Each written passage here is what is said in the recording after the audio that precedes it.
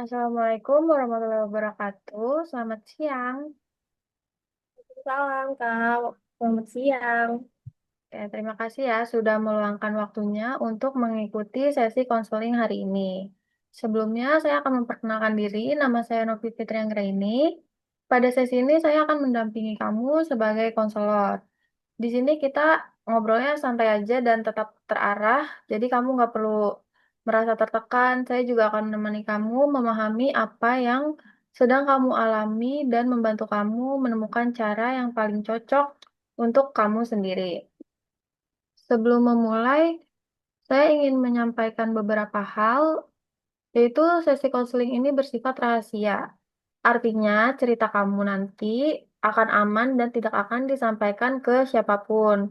Konseling ini juga bersifat sukarela. Jadi, kalau kamu ingin cerita apa saja, bebas aja setelah kamu, senyamannya kamu. Dan kalau di tengah sesi kamu ingin berhenti sejenak atau ada yang kurang nyaman, silakan sampaikan. Tujuan sesi ini akan membahas tentang pengelolaan waktu belajar, khususnya sebagai siswa SMA yang biasanya mulai merasakan tekanan akademik yang berat. Sebelum saya lanjut, mungkin kamu bisa memperkenalkan diri juga terlebih dahulu. Oke Kak, sebelumnya terima kasih banyak udah meluangkan waktunya buat aku konseling. Jadi perkenalkan, aku Mania Devitri, umur aku 17 tahun. Aku sekolah di SMA Muhammadiyah 50, biasa dipanggil Mania. Oke, Mania. Senang sekali bisa ngobrol sama kamu ya hari ini. Kalau boleh jujur nih, bagaimana sih kondisi kamu belakangan ini sebagai siswi kelas 11? Iya Kak, jadi jujur nih sejujurnya capek capek banget sih Kak. Kayak makin lama tuh rasanya kelas 11 itu kayak berat banget gitu. Kayak banyak tugasnya, terus juga pelajarannya juga mulai susah-susah karena udah mau naik kelas 12 juga kan. Terus kadang juga ditambah sama ekspektasi guru sama orang tua juga ya ekspektasinya mereka tinggi lah gitu. Terus saya juga sering ngerasa waktu saya juga kurang buat belajar. Padahal kalau dipikir-pikir saya juga sering buang-buang waktu sih Kak. Oke, eh, terima kasih kamu sudah berani jujur dan mungkin coba kamu mungkin bisa menceritakan lebih detail lagi apa aja nih keseharian kamu dari pulang sekolah sampai malam. Iya, jadi saya kan biasanya pulang sekolah itu mungkin jam 3 atau jam 4 lah ya, habis asar.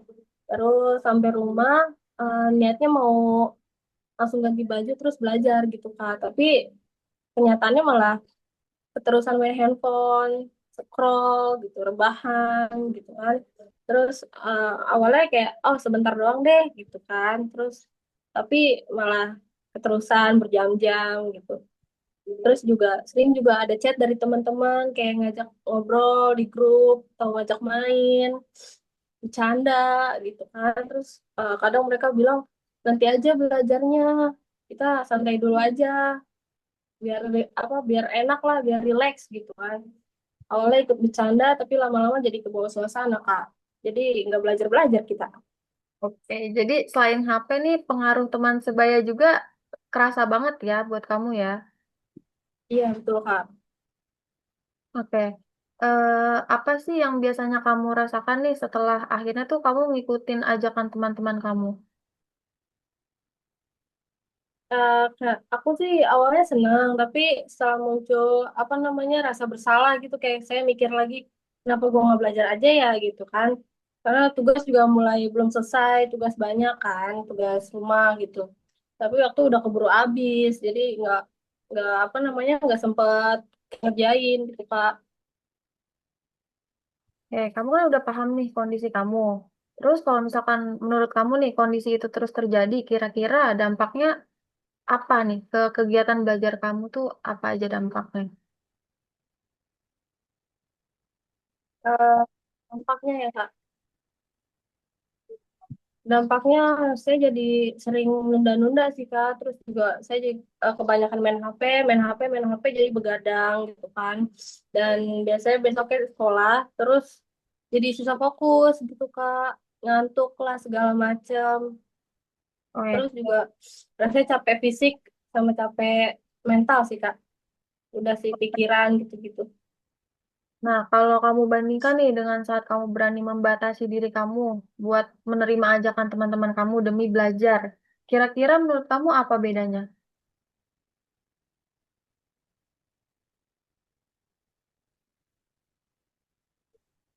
Sebenarnya kalau aku bisa membatasi interaksi sama teman demi belajar itu sebenarnya lebih bagus sih, lebih bisa tenang gitu ya. Cuman jujur nolak ajakan teman itu kayak susah banget Kak.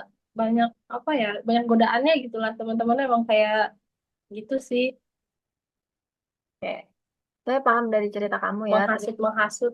Ya, dari yang kamu ceritakan ini terlihat banget ada konflik antara keinginan untuk fokus belajar sama keinginan kamu untuk diterima oleh teman kamu. Lalu menurut kamu nih, bagian mana yang paling berat? Maka ngelek Kak. Oke, nih dari cerita kamu, terlihat kan kita sudah lihat kan dari apa yang kamu jelasin tadi, bahwa ada konflik antara keinginan untuk fokus belajar sama keinginan untuk tetap diterima oleh teman-teman kamu nih. Menurut kamu bagian mana yang paling berat?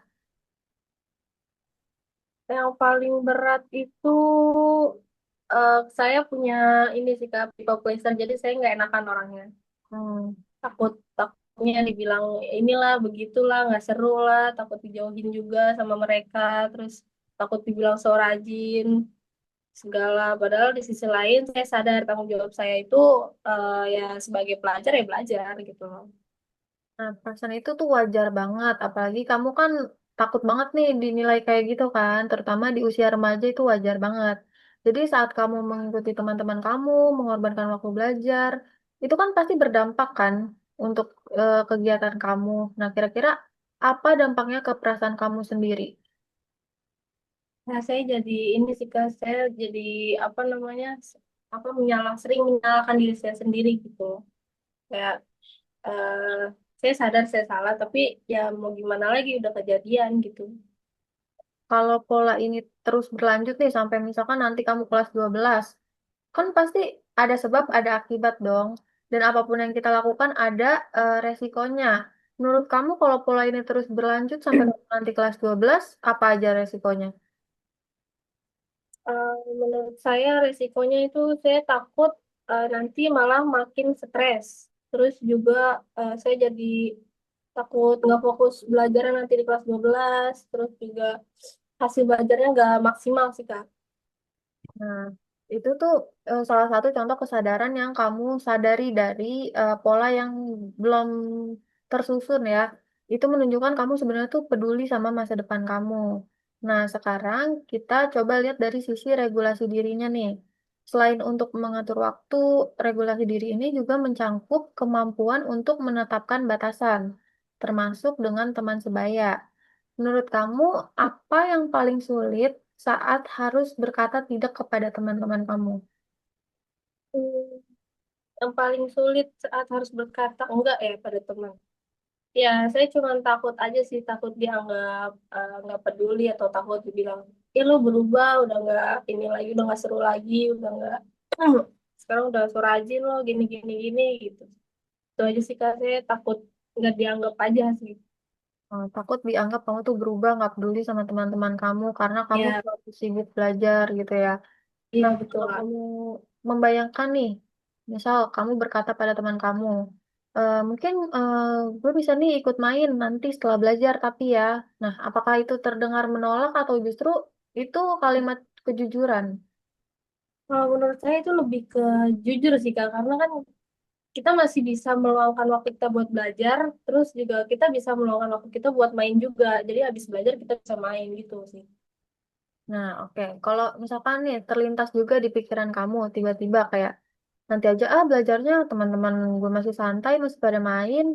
Nah, kira-kira kalimat pengganti apa yang bisa membantu kamu nih untuk mengubah dari kalimat itu menjadi lebih apa ya, kelihatan tidak tidak terlalu menolak ajakan teman-teman kamu gitu.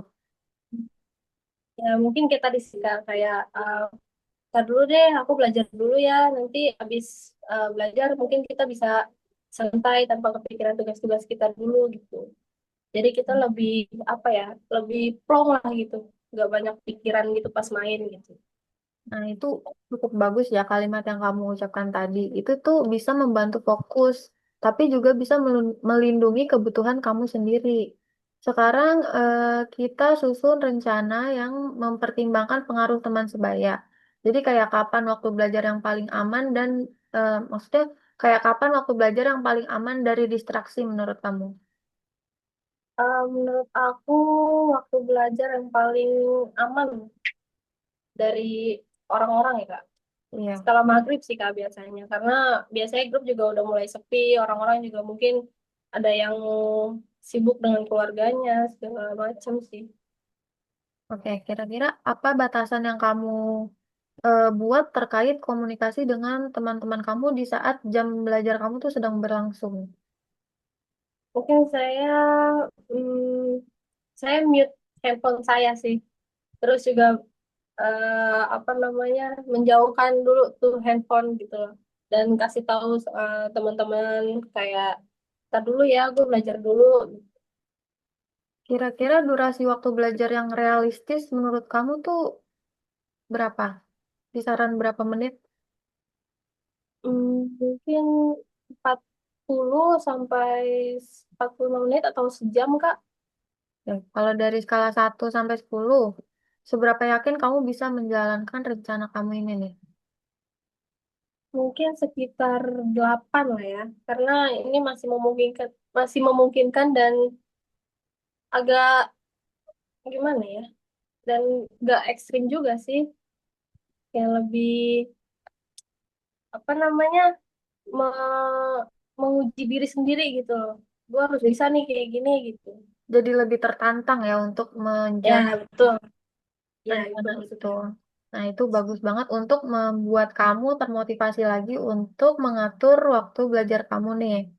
Nah, sebelum kita benar-benar mengakhiri sesi konseling hari ini, saya juga ingin nih mengajak kamu mengevaluasi sedikit lebih mendalam agar kita juga tidak terburu-buru. Jadi kamu juga menjawab dengan jujur sesuai dengan apa yang kamu rasakan.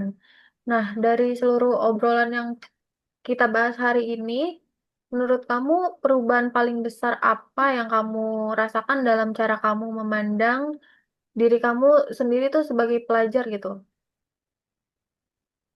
Em, apa perubahan paling besar ya Kak? Kayak saya merasa lebih bisa memahami diri saya sendiri sih Kak. Terus juga ternyata selama ini saya terlalu apa ya terlalu fokus menyalahkan diri sendiri. Terus juga karena dianggap malas. Padahal masalah utamanya itu saya belum punya cara yang jelas buat apa namanya mengatur waktu saya dan menghadapi distraksi gitu Kak. Terutama dari HP dan teman-teman juga. Oke, jadi setelah obrolan kita hari ini, setidaknya kamu sudah ada menyadari bahwa pola itu tuh tidak bagus dan kamu harus mengubahnya kan? Nah, itu refleksi yang sangat matang.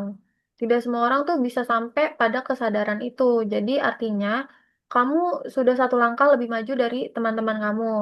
Satu langkah lebih maju dari orang lain untuk mengenali diri kamu sendiri. Nah, kalau kamu membandingkan nih kondisi kamu sebelum sesi hari ini dan setelah sesi hari ini, kira-kira perbedaan apa yang paling terasa? Mungkin sekarang saya lebih ngerasa lebih lega sih Kak, kayak lebih tenang lah. Walaupun bebannya masih ada sih, cuman saya udah nggak terlalu panik atau udah nggak terlalu kepikiran lah. Saya udah punya gambaran harus gimana nanti saya belajar, waktunya gimana gitu. Rasa lebih tenang. Tenang itu kan sangat penting ya, apalagi kalau kita ngerasa tenang kan apa-apa kita melakukan kegiatan apapun tuh rasanya enak aja gitu kan. Nah, itu tuh Iya. tanda bahwa kamu tuh mulai merasa punya kendali atas diri kamu sendiri. Nah, sekarang saya juga ingin memberikan sedikit apresiasi untuk kamu. Saya mengapresiasi keberanian kamu untuk jujur pada sesi ini, untuk terbuka dan merefleksikan diri kamu sendiri. Tidak mudah untuk mengakui rasa capek, bingung, atau konflik dengan teman sebaya, apalagi di usia remaja yang kayak kamu sekarang ini. Itu tuh menunjukkan bahwa kamu adalah pribadi yang bertanggung jawab dan peduli dengan masa depan kamu. Nah, sebagai tambahan motivasi, saya ingin menyampaikan bahwa perubahan itu tidak harus langsung besar. Jadi, kamu hanya perlu konsisten. Nah, sekecil apapun itu jauh lebih penting daripada niat besar yang nantinya nggak bakal kamu jalanin. Jadi, sedikit demi sedikit pun itu udah bagus banget ya buat kamu. Nah, kalau suatu hari kamu merasa kembali menunda-nunda lagi pekerjaan kamu atau menunda-nunda lagi belajar kamu, kehilangan fokus, itu pun bukan berarti kamu gagal. Itu hanya tanda bahwa kamu perlu berhenti sejenak gitu untuk mengevaluasi, lalu kamu bisa memulainya kembali. Nah, saya juga punya beberapa tips sederhana yang bisa kamu ingat mungkin ya. Yang pertama, mulai dari hal-hal kecil. Jadi kayak kamu nggak apa-apa banget nih belajar mungkin awalnya 10 sampai 15 menit, nantinya naik lagi jadi 20 menit. Nah, itu tuh penting untuk kamu mulai. Lalu yang kedua, kamu juga bisa menetapkan batasan-batasan kamu sama teman-teman kamu. Kayak fokus belajar bukan berarti menjauh dari teman. Jadi kamu nggak perlu takut kamu dianggap berubah atau kamu dianggap nggak asik. Tapi itu tuh menunda kesenangan demi tanggung jawab kamu untuk masa depan kamu nantinya. Yang ketiga, kamu juga bisa mengurangi distraksi secara sadar.